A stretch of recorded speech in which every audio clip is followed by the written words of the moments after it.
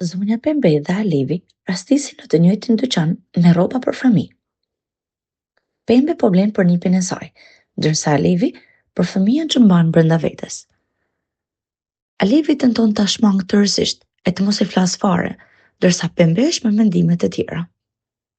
Ajo e ngacmon duke tentuar t'i paguajë rrobat që ka zgjedhur, teksa thot me zë të lartë në mes të dyqanit se njerëzit si Alevi nuk e kanë për turp të ngelen shtatzën nga burrat e martuar.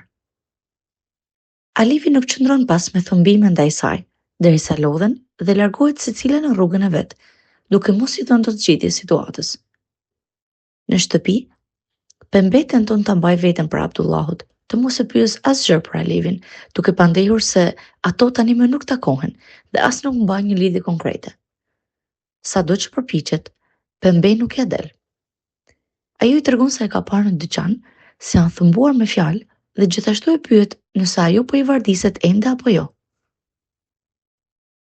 Duke mos i treguar dot të vërtetën, Abdullah zgjedh të mos përgjigjet fare, por largohet për në dhomë në heshtje.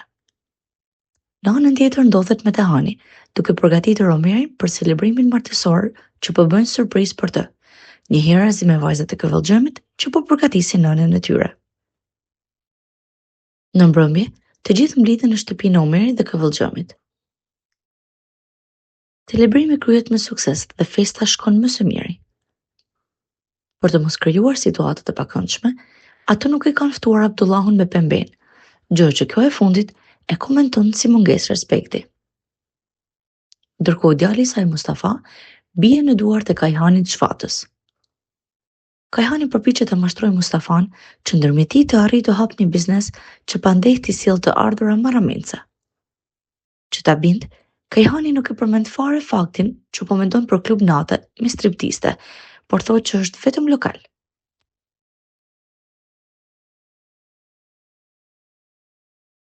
I mashtruar prej Kajhanit, Mustafa i shkon deri në vendin ku po e dërgon që ta shohin si shembull, por largohet prej aty i zgënjur. Shkënimin që përjeton e pasqyron edhe në shtëpi, por pa treguar arsyeën e vërtetë, gjë që e mban vetëm brenda vetes.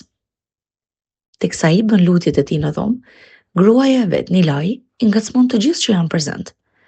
Ajo ngacmon si fillim nërseman mbi umutin dhe këngët që bën ai, duke thënë se Qartazi duket ende shumë i dëshiruar, por nuk meriton t'i kthehet sërish sepse e ka poshtëruar për shamin që mban.